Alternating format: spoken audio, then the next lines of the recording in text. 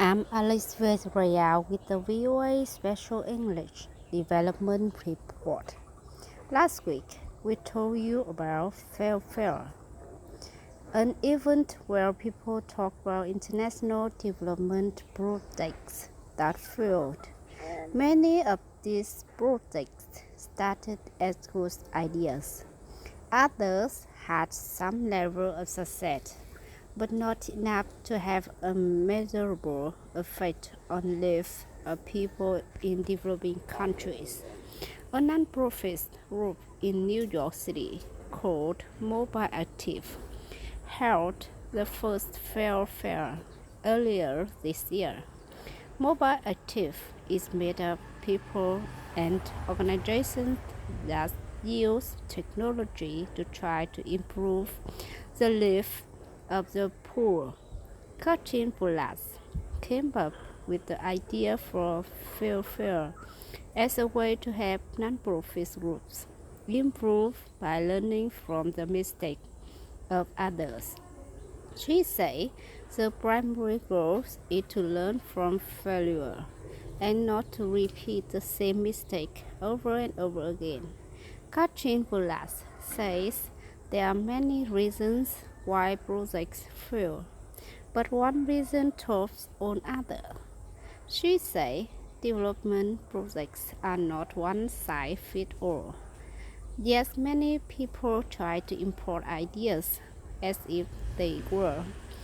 What they fail to consider, she says, is the desire of the local people or their cultural, economic, and political difference.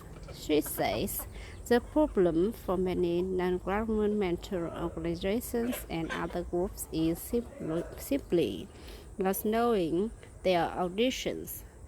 The creator of Failure says this is true not only with technology but other projects as well.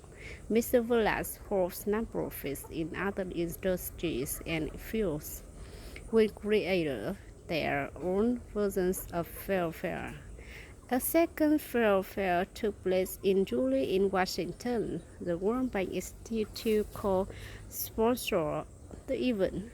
To Katrin Villas, it was a good sign to have the World Bank support such open discussion about failure.